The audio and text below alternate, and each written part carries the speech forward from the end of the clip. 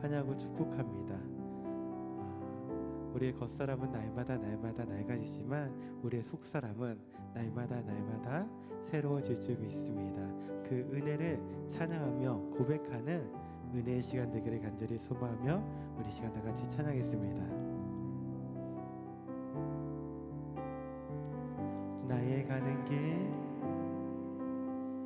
나의 가는 길 주님 인도하시네.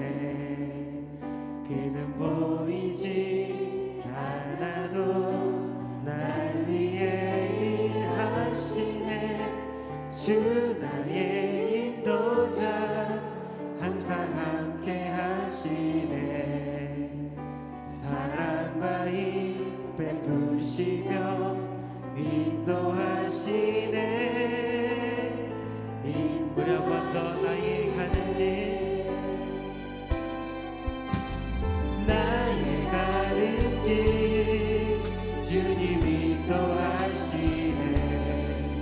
그는 보이지 않아도 날 위해 일하시네. 주 나의 인도자 항상 함께 하시네. 사랑과 힘 베푸시며 인도하시네. 우리 한 번 더 고백하겠습니다. 나의 가는 길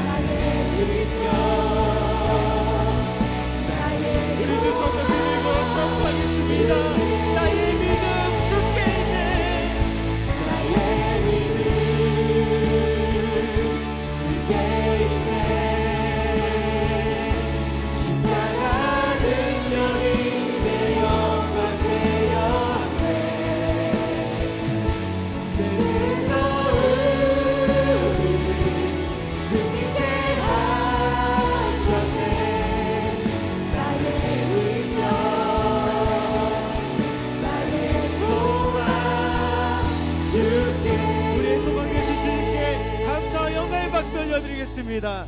아멘.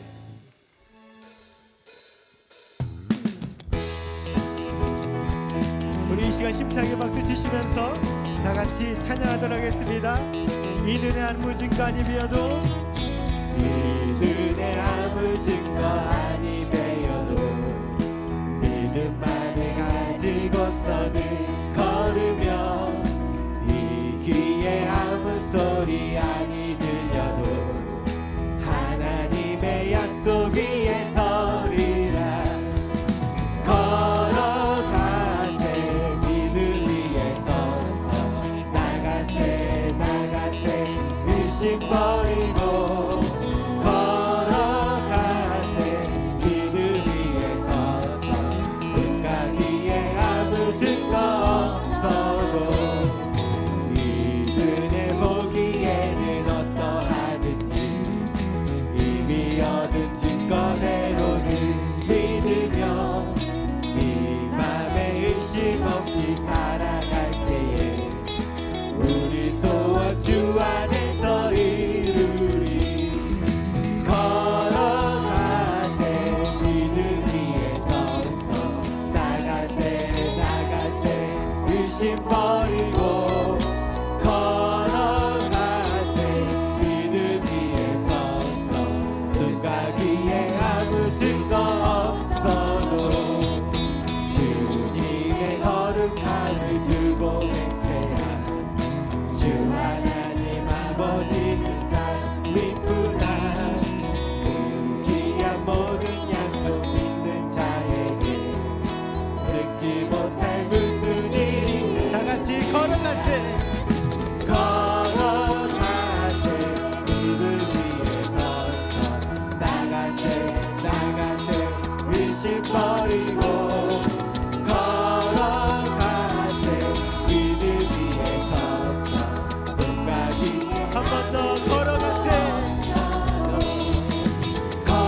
걸어가세 믿음 위에 서서 나가세 나가세 의심 버리고 걸어가세 믿음 위에 서서 눈과 귀에 아무 증거 없어도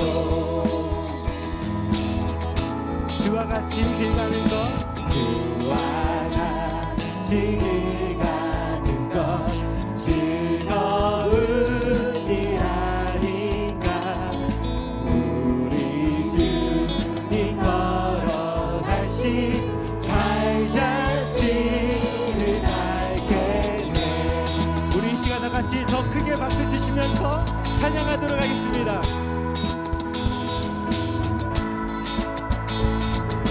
둘이 나이 같은 우리 미련하고 약하나 주의 손에 이끌리어 생명길 날마다 주님 따라가리.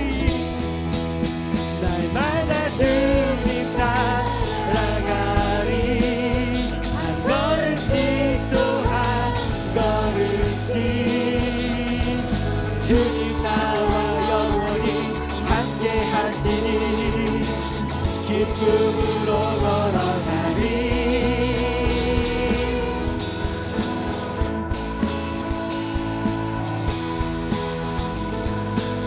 꽃이 피는 듯하니나 꽃이 피는 듯하니나 험한 골짜기라도 주가 인도하는 대로 주와 같이 날마다 주님 따라가리. 날마다 주님 따라가리. 한 걸음씩 또 한 걸음씩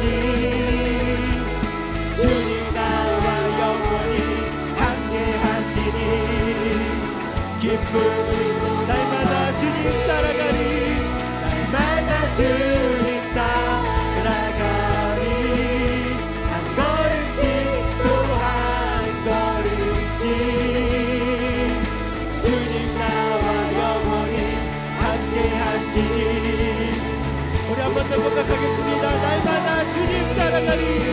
날마다 주님 따라가리. 한 걸음씩 또 한 걸음씩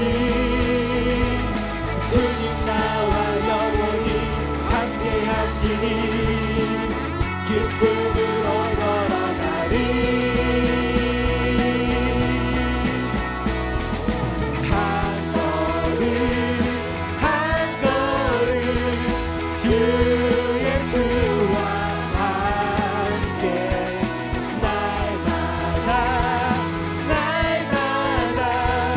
우리 더 큰 목소리로 한 걸음 한 걸음 한 걸음 한 걸음 주 예수와 함께 날마다 날마다 우리는 걷겠네.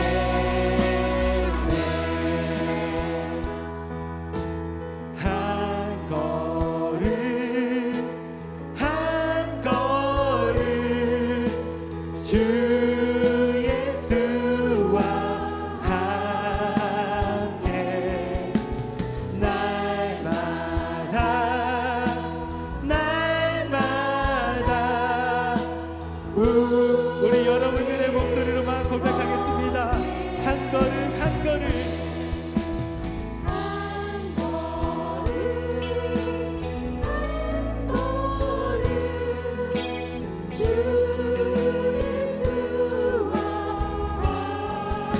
목소리로 날마다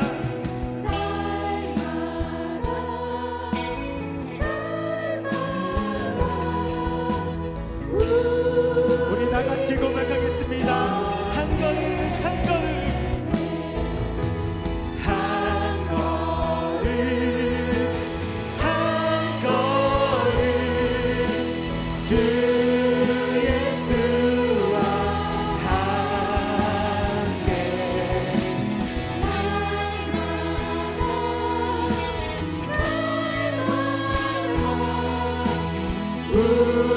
우리는 우리 하나님께 영광의 박수 올려드리겠습니다.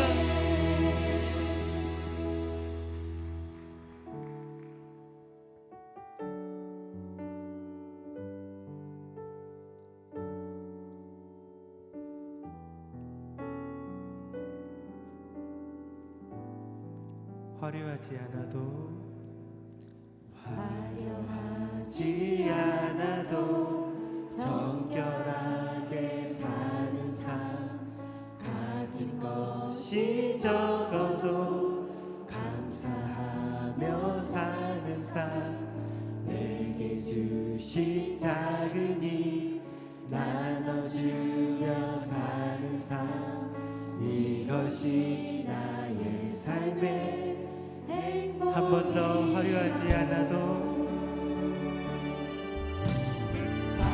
화려하지 않아도 정결하게 사는 삶 가진 것이 적어도 감사하며 사는 삶 내게 주신 작은 일 나눠주며 사는 삶 이것이 나의 삶의 행복이. 눈물 날 일 많지만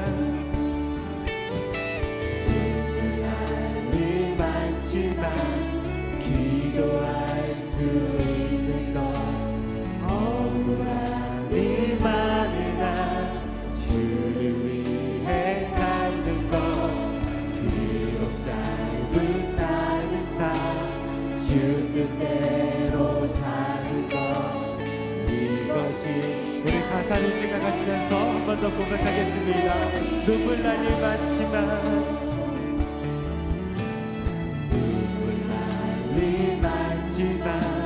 기도할 수 있는 것 억울한 일 많으나 주를 위해 찾는 것 비록 짧은 작은 삶 주 뜻대로 사는 것 이것이 나의 삶의 이것이 행복이라오. 이것이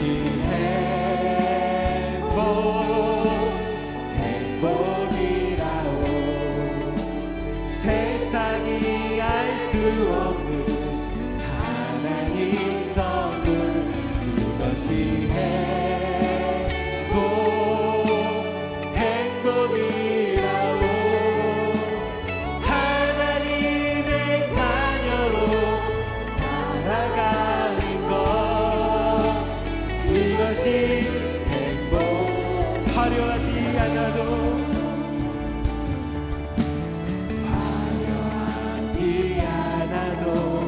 정결하게 사는 삶. 가진 것이 적어도 감사하며 사는 삶.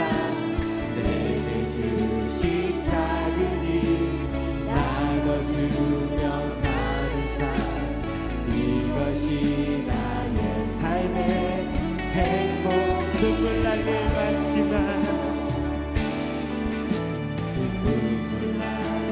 많지만 기도할 수 있는 것.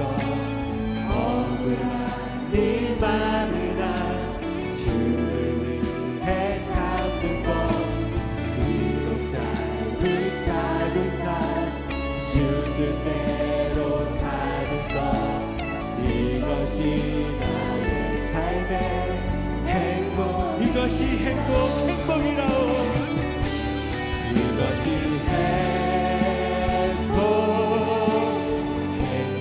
행복이라오. 세상은 알 수 없는 하나님 선물. 이것이 행복이라오. 하나님의 자녀로 살아가는 것. 이것이 행복. 이것이 나의 간증이요. 이것이 나의 간증이요. 이것이 나의 찬송일세. 나 사는 동안 끊임없이 그 주를 우리 두 손 높이 들고 고백하겠습니다. 이것이 나의 간증이요. 이것이 나의 간증이요. 이것이 나의 찬송일세. 나 사는 동안 끊임없이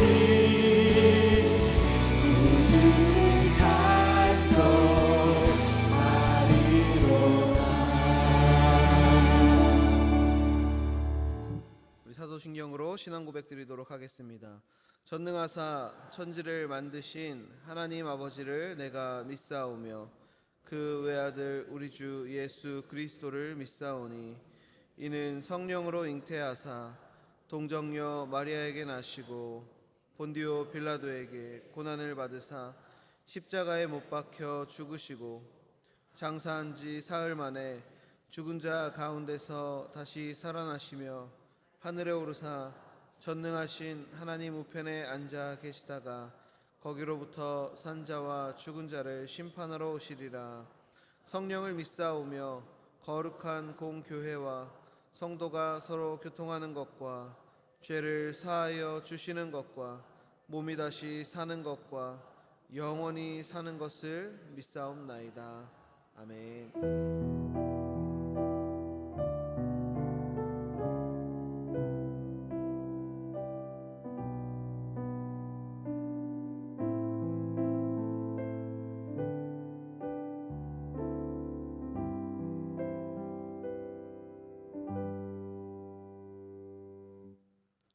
거룩하신 하나님 아버지, 죄와 허물로 죽었던 죄인들을 예수 그리스도의 십자가의 은혜로 살려주시고 거룩한 하나님의 자녀로 삼아주시니 감사합니다. 날마다 하나님에게로 더 가까이 나갈 수 있도록 은혜를 주시는 성삼위 하나님에게 모든 존귀와 영광을 돌립니다. 그러나 여전히 죄의 본성을 가지고 있는 우리는 하나님 앞에 범죄하였습니다. 십자가를 붙들며 예수님을 따라가야 할 경건한 주간임에도 세상의 안락과 성공을 위해서 달려갔던 연약한 모습을 회개합니다. 세상이 줄 수 없는 예수님의 평안보다 물질과 권력이 주는 평화를 더 갈망했던 어리석은 심령을 예수 그리스도의 십자가의 보혈로 정결하게 씻어 주시옵소서. 고난주간을 지내는 우리의 발걸음이 예수님을 따르게 하여 주시옵소서. 십자가를 통해서 구원의 역사를 이루시는 하나님 아버지, 우리 모두가 고난주간 새벽제단을 통하여 믿음의 기초가 십자가가 되게 하여 주시옵소서. 아침 안개와 같이 사라질 인생의 부귀영화를 버리고 오직 하나님 나라만을 향해 달려가는 믿음으로 충만하게 하여 주시옵소서. 생명의 복음을 전하실 담임 목사님에게 은혜의 은혜를 더하여 주셔서 십자가의 복음을 담대하게 선포하도록 영적 능력을 부어 주시옵소서.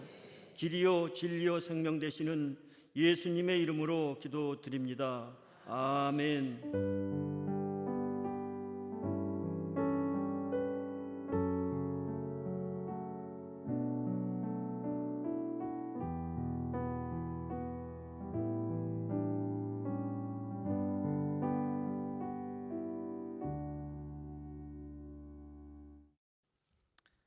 오늘 은혜 받으실 하나님의 말씀은 고린도 후서 1장 12절에서 14절 말씀입니다. 고린도 후서 1장 12절에서 14절 말씀을 다 같이 봉독하시겠습니다. 우리가 세상에서 특별히 너희에 대하여 하나님의 거룩함과 진실함으로 행하되 육체의 지혜로 하지 아니하고 하나님의 은혜로 행함은 우리 양심이 증언하는 바니 이것이 우리의 자랑이라.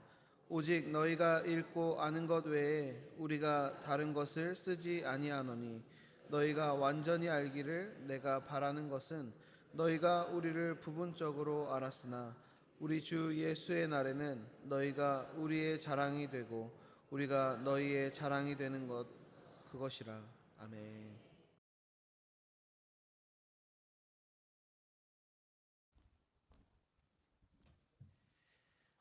할렐루야. 우리가 고난주간 특별 새벽 예배를 드리면서 주제가 우리의 겉사람은 부패하나 우리의 속사람은 날로 새로워지는도다 라는 주제를 가지고 예배를 드리고 있는데, 첫째 날은 우리의 겉사람이 부패하지만 우리의 속사람이 새로워지기 위해서는 진짜 하나님께서 주시는 위로를 받아야 된다라고 말씀을 드렸습니다. 둘째 날은 그 속사람이 새로워지기 위해서는 기도를 통한 확신을 가져야 된다라고 말씀을 드렸고요. 오늘은 셋째 날, 우리 속사람이 새로워지기 위해서 오늘 양심에 대해서 이야기를 하려고 합니다. 다 같이 말씀의 제목을 따라해 주시길 바랍니다. 나의 고백의 무게 양심. 나의 고백의 무게 양심. 혹시 여러분 중에 어린아이들 애니메이션인데 드래곤 길들이기라는 영화를 보신 분이 계신지요? 그 드래곤 길들이기에 보면은 바이킹의 후예들, 해적들이 뿔 달린 투구를 쓰고 있습니다. 여러분, 왜 해적들은 항상 뿔 달린 투구를 쓰고 나올까요? 궁금하지 않으세요? 주후 8세기에서 11세기경까지 가장 왕성하게 활동했던 해적들은요, 뿔 달린 투구를 쓴 적이 없답니다. 바이킹의 후예들은 뿔 달린 투구를 가장 왕성하게 활동했던 시기에는 쓴 적이 없대요. 뿔 달린 이미지는 중세 교회가 바이킹들에 대해서 무섭고 야만적이고 악마와 같은 이미지를 일부러 만들어낸 것입니다. 그래서 2000년이 지난 지금까지도 바이킹 해적하면 뿔 달린 투구를 연상케 되는 겁니다. 이런 부정적인 모습은요, 그 영향력이 대단해요. 아님 말고식에 남을 음해하는 이야기, 그런데 그런 부정적인 것은요, 각인이 돼버리면요 그냥 믿어버려요. 제가 모르는 사람임에도 먼저 그 사람에 대한 부정적인 이야기를 누군가에게 듣게 된다면은 안 좋은 이미지가 먼저 머리에 박혀서 그 사람을 만나기도 전에 일부러 멀리하는 마음이 생기게 되는 것을 경험해 본 적이 있습니다, 저한테. 그래서 우리는 남 이야기를 할 때 특별히 조심해야 합니다.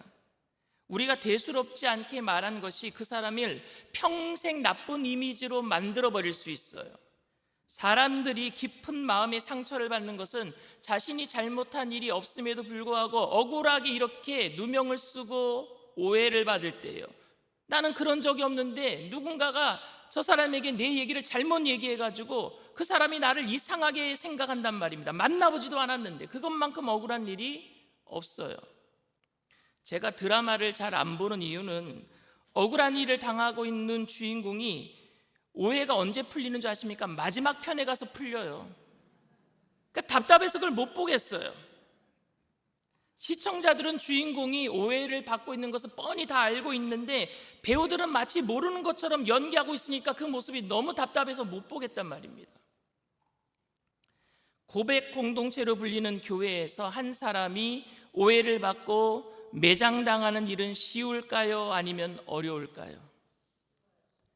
교회가 고백 공동체라는 말은 그 사람의 고백을 믿어주는 공동체라는 말입니다. 그러니까 어떤 사람이 저는 하나님을 믿습니다 라고 말하면 그 말 그대로 믿어주는 것이지 진짜 믿느냐 증명해 봐라 이렇게 말하면 안 되는 것입니다. 그렇기 때문에 한 사람을 매장하는 일은 쉬운 일일 수도 있고 어려운 일일 수도 있습니다. 요즘에 카더라 통신이 있어요. 누가 뭐뭐 하더라. 이런 말을 그냥 한 귀로 듣고 한 귀로 흘려보내는 분들은 별로 없을 것 같아요. 그런 말을 들으면요 솔깃해요. 정말? 그래? 지나가는 말로 누구를 걱정한다고 하면서 툭 던진 그런 말이 얼마나 여러분 위력이 큰 줄 아십니까? 교회에서 밤늦게 예배드리고 예배를 뒤늦게 정리하고 돌아가는 한 분이 자신의 차에 이성을 태워주었다고 합시다. 그런데 그 모습을 본 한 성도가 지나가는 말로 아무개 집사님 바람 피는 것 같아. 그러면요 그 말을 들은 사람은 상상하기 시작합니다. 그것이 사실인지 아닌지는 중요하지 않습니다. 그냥 재미있는 가십거리, 이야기거리가 생기게 된 것이고 그 소문을 퍼뜨린 사람이 어떤 생각을 가지고 그 이야기를 했는지는 중요하지 않아요. 아님 말고 이런 식의 거짓 증언을 하고 중상모략하는 일은 비일비재하기 때문에 성경의 10계명에 내 이웃에 대해서 거짓 증언하지 말라라고 하신 거예요. 얼마나 그 일들이 많았으면 10계명 안에 그 하나님께서 그 이야기를 하셨겠습니까? 거짓 증언하다가 걸리면 어떻게 되는 줄 아십니까? 유대 율법에 의하면 돌 맞아 죽어야 되는 거예요. 10계명을 어기면 돌 맞아 죽는 것입니다. 하나님께서는 그만큼 그 죄를 크게 생각하신 거예요. 하나님께서는 거짓을 혐오하셨고 거짓 증거와 중상모략은 너무 쉬운 일이라서 그 죄값을 그렇게 또한 무겁게 하신 것입니다. 그런데 이렇게 남을 중상모략하는 일은 쉬운 일이지만 아주 어려운 일이기도 합니다. 그것은 이 일이 옳지 않다라는 것을 아는 양심이 살아있을 때 말입니다. 양심이 살아있으면요 절대 이 일 못해요. 쉬운 일인데 어려운 일이 되고 맙니다. 아무도 제지하지 않고 아무도 모르는 상황에 대해서 양심이 살아있는 사람이 없는 말을 만들어내는 것은 정말 어려운 일입니다. 듣지 않은 것을 들었다라고 말하고 하지 않았다라는 것을 했다라고 상상을 동원해서 없는 일을 마치 있는 일처럼 만들어내는 것은 양심이 살아있는 사람들에게 있어서는 정말 힘든 일입니다. 양심에 대한 사전적인 정의를 간단하게 말하면요 내부의 목소리예요. 내부의 목소리. 즉 어떤 일을 결정하고 행하는 데 있어서 이것이 도덕적으로 옳은 일인가를 결정하는 내부의 목소리입니다. 내 안의 목소리예요. 영어로는 컨사이언스라고 하는데 컨이라고 하는 것은 여러분 함께란 뜻이고 사이언스는 여러분 과학이란 뜻도 있지만 이게 인식, 알다란 뜻입니다. 그러니까 여러분 컨사이언스 양심이란 뜻은 뭐냐? 함께 안다라는 의미예요. 함께 아는 거예요. 다른 사람과 함께 알고 있다라는 의미가 양심입니다. 즉 나만 옳다라고 생각하면 되는 것이 아니라 누군가와 공유된 지식을 가지고 있어서 그것을 통해서 옳다라고 인정받아야, 그래야 양심이 되는 겁니다. 나만 옳다라고 그러면 안 되는 거예요. 다른 사람도 그걸 옳게 생각하는 것, 함께 알고 있는 것을 양심이라고 얘기합니다. 양심은 어차피 그냥 아무도 알 수 없는 자기만의 신념이 아니라 증언이 가능한 아주 힘 있는 기능이 바로 양심입니다. 특히 바울은 오늘 본문에서 양심이란 말을 사용하고 있는데, 그리스도인들에게 있어서 여러분 양심은 아주 중요합니다. 왜냐하면 그리스도인들에게 있어서 양심의 의미는 하나님과 함께하는 거거든요. 하나님과 함께하는 게 양심입니다. 그리스도인들은 보이지 않는 하나님을 믿는다라고 고백했기 때문에 내가 함께 알고 있는 게 하나님도 알고 있는 거예요. 내가 아는 거 하나님이 아시고, 하나님이 알고 있는 것 내가 아는 게, 이게 양심인 줄 믿습니다. 그런데 그 고백이 진실한지 아닌지 아무도 알 수 없습니다. 본인만 압니다. 그리고 아는 분이 한 분 더 계시는데 하나님이십니다. 그러니까 그리스도인들에게 양심적이란 말은 그냥 자기만 확신이 있는 것이 아니라 하나님이 인정해 주시는 것인 줄 믿습니다. 그게 양심이에요. 오늘 본문 12절 말씀 다 같이 읽습니다. 우리가 세상에서 특별히 너희에 대하여 하나님의 거룩함과 진실함으로 행하되 육체의 지혜로 하지 아니하고 하나님의 은혜로 행함은 우리 양심이 증언하는 바니 이것이 우리의 자랑이라. 우리의 양심이 증언하는 바니 그랬어요. 하나님이 아신다라는 말이고, 하나님을 인정하고 살아가는 다른 사람들도 알고 있다라는 말입니다. 이 고백은 양심적인 사람들에게는 능력의 고백이 되는 것입니다. 이런 사람들은 성공적인 신앙생활을 하고 있는 것입니다. 그러나 하나님이 듣고 계신데도 없는 말을 꾸며내고, 하나님이 보고 계신데도 그릇된 행동을 하고, 그러면서 아무도 보지 않았고 아무도 알지 못한다는 식으로 안심하고 있다면 그건 양심이 병들었거나 죽은 사람입니다. 오늘 본문 12절에서 내가 나의 거룩함과 진실함에 대해서 양심이 증언한다 그랬어요. 내가 나의 거룩함과 진실함에 대해서 양심이 증언한다 그랬어요. 이 세상에서 증명하기 힘든 것이 여러분 뭔지 아십니까? 진실함과 거룩함이에요. 왜냐하면 거룩해 보이지 않아도 거룩한 척 살면 거룩해 보이거든요. 진실하지 않더라도 진실하게 말하면은요 진실한 것처럼 보이거든요. 제가 설교할 적에 여러분 거룩하게 보입니까? 설교하니까 거룩하죠. 그런데 제가 여러분 사는 모습을 보면은요 거룩하지 않은 모습을 보일 수도 있단 말입니다. 이게 언행일치가 잘 안 돼요. 속에 있는 것은 저만 알아요. 저만. 겉모습을 보고 사람들을 판단할 수 없단 말입니다. 이건 마음의 문제이기 때문에 그래요. 바울은 그 속을 뒤집어서 그 속을 보여주고 싶을 만큼 억울하고 답답한 이야기를 들었어요. 왜? 진실함과 거룩함을 보여주고 싶은데 보여줄 수가 없거든요. 그가 했던 모든 목회 사역을 전부 뒤흔들 수 있는 말이었기 때문에 그렇습니다. 그 말은 바울은 믿을 만한 사람이 되지 못한다는 거였습니다. 그것도 자기가 개척한 교회 교인들에게. 바울은 진실하지 못하다라는 거예요. 이 이야기의 발단은 이렇습니다. 고린도 교회는 1년 6개월 동안 바울이 열심을 다해서 텐트 메이커, 장막을 자기가 만들어가면서 세웠던 교회입니다. 교회로부터 사례비도 적게 받고 자기가 열심히 일해서 선교비도 충당해가면서 그렇게 세웠던 교회입니다. 그런데 교회를 떠나고 나서 거짓 교사들이 들어왔어요. 그리고 그 거짓 교사들이 성도들을 충동시켜서 바울이 한 모든 것들이 잘못된 것처럼 만들었습니다. 그래서 교회가 분란이 일어났기 때문에 바울이 고린도 교회를 한번 방문한 적이 있어요. 그런데 방문했는데 바울이 너무 마음이 아팠어요. 왜? 사람들이 자기를 너무 다 오해하고 있기 때문에. 당신은 거짓말쟁이다. 그래서 바울은 자기가 다시 한번 고린도 교회를 방문하기로 했어요. 근데 그 방문을 더 2번 하기로 했어요. 마게도냐로 가기 전에 고린도에 한번 돌리고, 그리고 다시 오는 길에 고린도 교회를 들리겠다고 이야기를 한 적이 있습니다. 고린도후서 1장 15절 17절 말씀입니다.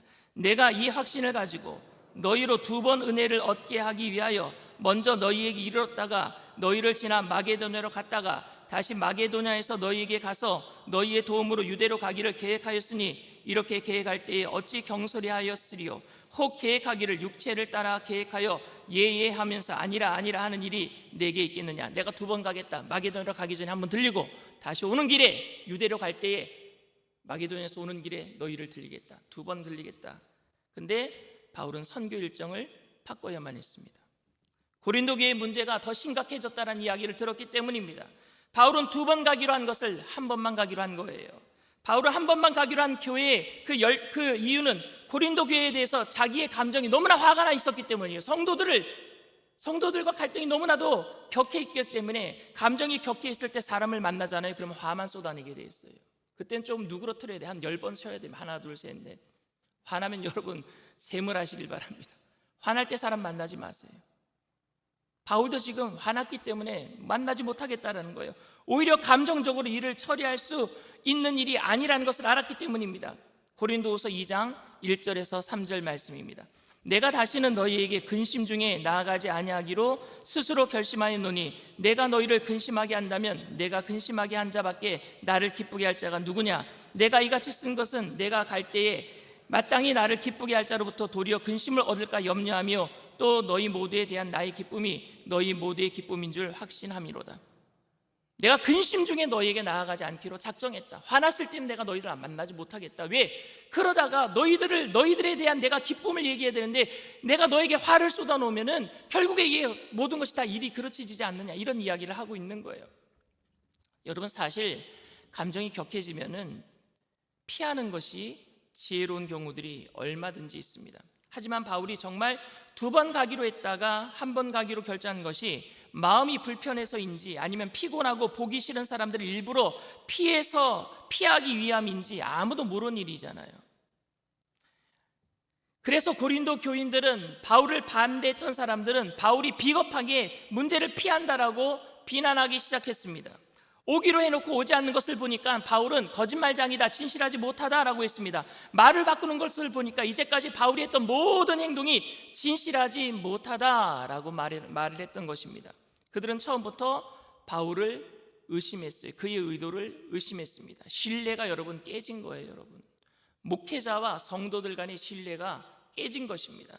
자기 편한 대로 말을 바꾸는 것 보니까 진실하지도 정직하지도 못하다라고 말하고 지도자가 될 수 없다라고 이야기를 하고 있는 겁니다. 이런 오해를 받고 있는 바울은 도대체 어떻게 여러분 문제를 풀 수 있겠습니까? 고린도 교인들과 어떻게 문제를 풀 수 있겠습니까? 저는 가끔 기억력이 좋지 못해서 약속을 이중으로 잡을 때가 있어요. 근데 이중으로 약속을 잡게 되면 한쪽 약속을 취소해야만 합니다. 죄송합니다. 제가 기억력이 없어서 또 약속을 잡게 되었습니다. 이해해 주시고 다른 날짜로 약속을 잡았으면 좋겠습니다. 그러면 상대방은 목사님은 마음대로 취소하니까 진실하지 못하네요. 이렇게 말씀하시는 성도님은 한 분도 안 계셨어요. 여태까지. 목사님이 얼마나 바쁘세요. 다른 날짜로 약속을 잡아주시면 됩니다. 감사합니다. 대부분 다 이렇게 말씀들을 하십니다. 이렇듯 바울은 자신의 부족함을 이야기하면서 제가 좀 기억력이 없어서 2번 가기로 했다가 1번밖에 못 갔네요. 제 실수 좀 이해해 주세요. 이런 식으로 말을 했습니까, 여러분? 고린도 교인들은 바울의 의도조차 진실하지 못하다고 말하고 있는데, 이런 상황에서 바울이 어떻게 자신을 변론하고 있는지 좀 자세히 한번 살펴보게 되기를 원합니다. 바울은 사람이 살다 보면은 그런 일도 있을 수 있지 않느냐, 실수도 할 수 있지 않느냐, 이렇게 말하지 않았습니다. 이 세상에 완벽하고 진실한 사람이 어디 있느냐라고 이런 이유로 자신의 진실함을 목회자들에게 이렇게 성도들에게 이렇게 얘기하지 않았습니다. 여러분, 진실함이 오해를 받을 때는요, 이렇게 얘기하면 안 돼요. 사람도 그럴 수 있다, 목사도 그럴 수 있다, 이렇게 얘기하면 안 됩니다. 여러분, 목사도 실수할 수 있다, 여러분, 오해하는 사람들에게 그렇게 얘기해서는 안 되는 겁니다. 진실함을 믿을 수 없다면 하나님을 믿는 그 고백 자체가 무기력해지기 때문입니다. 여러분, 진실함이란 그 고백은 뭐냐면요, 믿음의 본질이고 생명입니다. 여러분, 사람도 그럴 수 있다, 목사도 그럴 수 있다.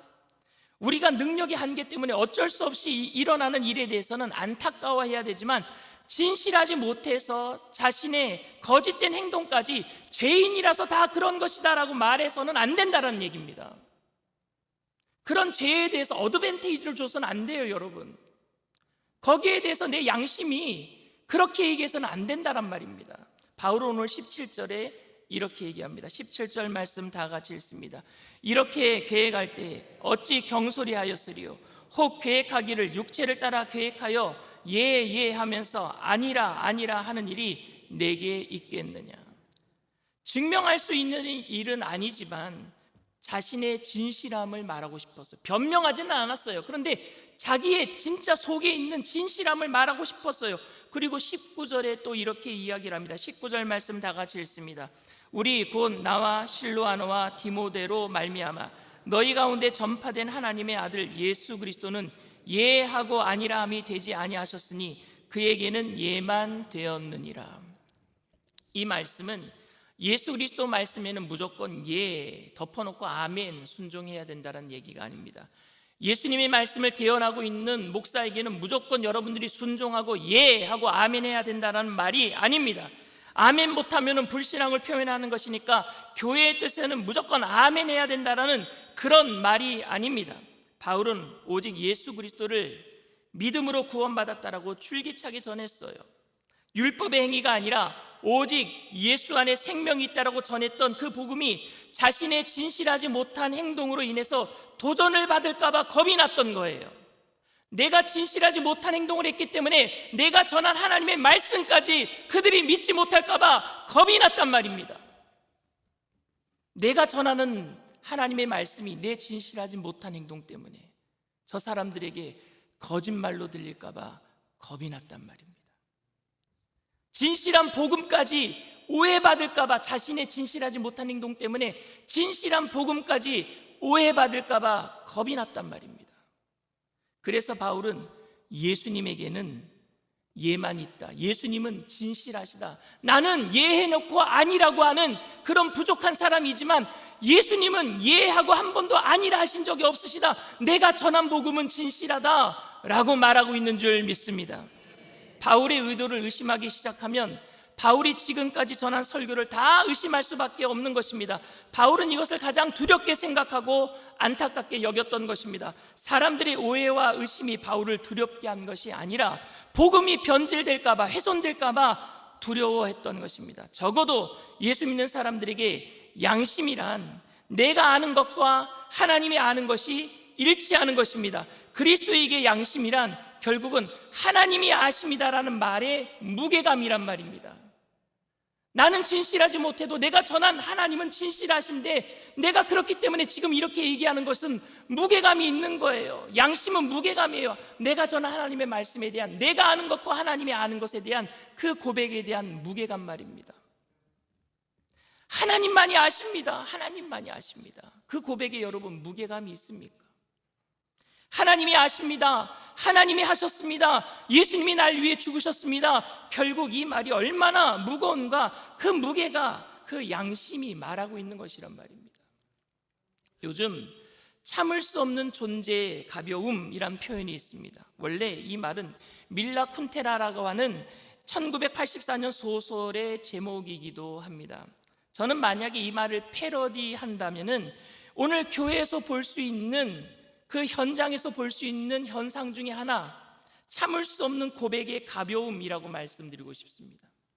고백이 너무 가벼워서 고백 공동체 교회가 흔들리고 있단 말입니다. 세상은 몰라줘도 하나님은 다 아십니다 라는 말에 얼마나 여러분 무게감이 있습니까? 이 말을 하고 나면은 답답했던 심정과 그리고 속상했던 억울한 마음이 그나마 위로가 되고 힘이 될 수 있는 무게감이 되었으면 좋겠습니다. 하나님이 다 아십니다라고 하면은 억울한 그 감정이 눈 녹듯이 좀 녹아내렸으면 좋겠습니다. 그 무게감이 우리 고백에 있느냔 말입니다. 예수님이 이 땅에 오셔서 우리를 사랑하셔서 우리를 위해서 죽으셨습니다라고 말하면은 어떤 배신감 속에서도 다시 이를 악물고 일어날 수 있는 능력이 되었으면 좋겠습니다. 그런데 우리의 고백이 너무 가벼워서 하나님은 다 아신다고 말하면서도 세상의 오해 때문에 마음이 상하고 내 자신을 변호하기 위해서 안간힘을 쓰고 있다고, 그리고 나서 감정적으로 폭발해버릴 때가 많은 것 같아요. 그래서 바울은 자신의 고백은 진실하다라고 말했고 그것은 양심이 증언한 바다, 하나님이 알고 계신다라고 말하고 있는 거예요. 세상이 몰라주어 오해가 쌓이고 원망이 올라올 때 하나님이 아신다라는 사실에 아주 작은 유혹도 물리칠 수 없다면 우리는 영적 불감증에 걸려 있는 것입니다. 속사람이 죽은 거란 말입니다. 혹시 하나님이 아신다라는 말이 여러분 두려움으로 다가옵니까? 아니면 하나님이 아십니다라는 말이 여러분에게 위로로 다가옵니까? 저는 하나님이 아신다라는 말이 두려움도 좋고 위로도 좋다라고 생각합니다. 다만 그 고백에 무게감이 있었으면 좋겠습니다. 하나님이 아십니다라는 말씀에 가슴이 뜨끔할 만큼의 두려움도 있어야 하고, 하나님이 아십니다라는 말에 눈물을 훔칠 수 있을 만큼 위로가 느껴졌으면 좋겠습니다. 이것이 바로 그리스도인들의 양심입니다. 사랑하는 성도 여러분, 저와 여러분 모두가 환경에 따라 흔들리지 않고 내가 내 자신을 알고 내 자신을 하나님이 알고 계시는 진실한 양심으로 주님 앞에 날마다 나아가게 되시기를 주님의 이름으로 축원을 드립니다. 기도합니다. 사랑과 은혜가 풍성하신 좋으신 하나님 아버지, 하나님이 다 아십니다. 우리의 억울한 사정 주님이 다 아십니다. 주님이 아신다라는 그 말에 그 양심에 무게감이 있게 하여 주시옵소서. 진실함과 거룩함으로 주님 살아갈 수 있도록 내 자신을 되돌아보게 하여 주시옵시고, 내가 전한 하나님의 복음의 말씀이 내 거짓된 행동으로 인하여서 세상 사람들에게 거짓되게 보이지 아니하도록 내 삶이 변화되게 하여 주시옵소서. 주님, 우리는 연약합니다. 그러나 주님 앞에 내 모든 것을 맡겼사오니 주님, 우리를 주관하여 주시옵소서. 우리의 마음을 지켜주시옵시고 우리의 가정을 지켜주시옵시고 우리의 모든 삶을 주님 지켜주시옵소서. 영혼이 잘되게 하시고 범사가 잘되게 하시고 강건하게 하여 주시옵시고 생명은 어때 날마다 넘치게 얻게 하여 주시옵소서.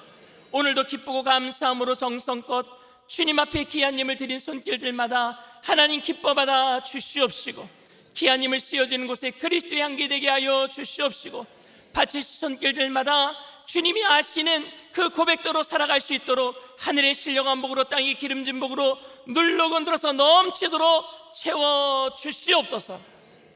지금은 우리 주 예수 그리스도의 무한하신 은혜와 아버지 하나님의 영원하신 극진하신 사랑하심과 보혜사 성령님 내주교통 충만하시고 위로하시는 축복이 진실함과 거룩함으로 주님이 아신다는 그 말씀 속에서 우리의 삶을 되돌아보며 주님 앞에 나아가기로 결단한 믿음의 백성들, 개인, 가정, 사업, 직장, 자녀, 학업생활, 범사 전체 위에 지금으로부터 영원토록 함께 하실지어다.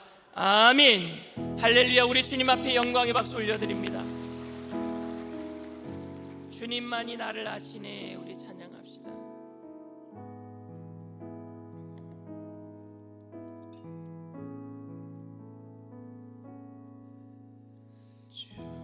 주님만이 나를 아시네.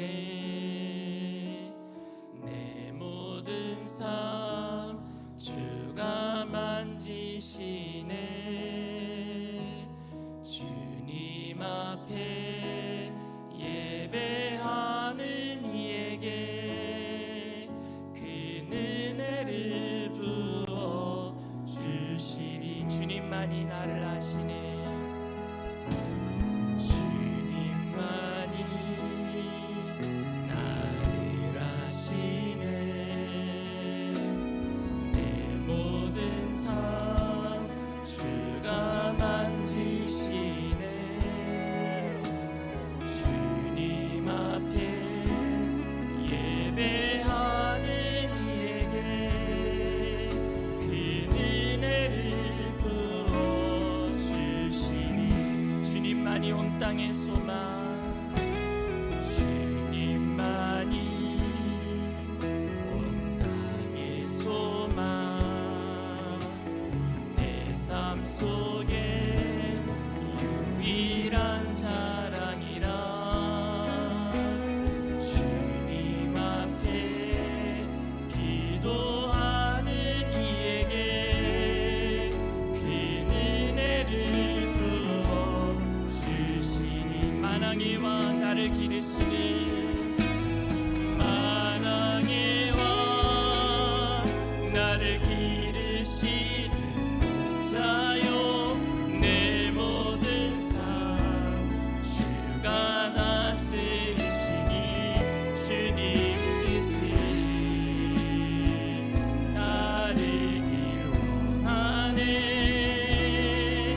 오직 한 분만 바라네 만왕의 왕 나를 기르시는 만왕의 왕 나를 기르신 자요 내 모든 삶 주가 다스리시니 주님 뜻을 따르기 원하네 오직 한 분만 주님만이 나를 아시네 주님만이 나를 아시네 내 모든 삶 주가 만지시네 주님 앞에 예배하는 이에게 그 은혜를 부어 주시니 주님이 우리를 아시는 줄 믿습니다. 요셉이 형들에게 미움을 받아서 억울하게 노예로 팔려갈 때도 주님은 보고 계셨고 보디발의 집에 그 아내에게 유혹을 당할 때에도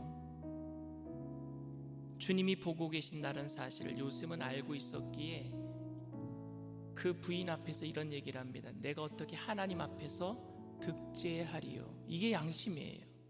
다른 사람이 안 본다고 해. 너랑 나밖에 없잖아. 그런데 요셉은 뭐라고 얘기했느냐? 어떻게 내가 하나님 앞에서 득죄하리요. 그게 양심이에요. 그런데 또 억울하게 누명을 뒤집어 썼어요. 감옥에 갇혀요. 그러나 주님이 알고 계시기에 술 맡은 관원장이 꿈을 해석해 주실 때 분명히 나가서 자기 이야기 해주겠다고 했거든요. 2년 동안 잊어버려요. 얼마나 억울할까요? 요셉이 가장 힘들었던 시기가 저는 그 2년이라고 생각합니다. 분명히 지금 회복될 거라고 생각했는데 나가자마자 자기를 까맣게 잊어버리고 2년 동안 잊어버렸단 말입니다. 그런데 그때에도 주님이 아신다라고 생각했단 말입니다. 그래서 그 억울함을 다른 사람에게 쏟아놓지 않았어요. 하나님이 아시니까 하나님이 눅놓듯이 그 마음을 위로해 주신 줄 믿습니다. 그 무게감이 있습니까? 그 고백의 무게감, 그 양심이 우리들에게 있습니까? 있다면 어떻게 쉽게 화낼 수 있겠습니까? 어떻게 남들에게 없는 말을 만들어낼 수 있겠습니까? 어떻게 내 마음을 아무렇게나 쏟아낼 수가 있겠습니까?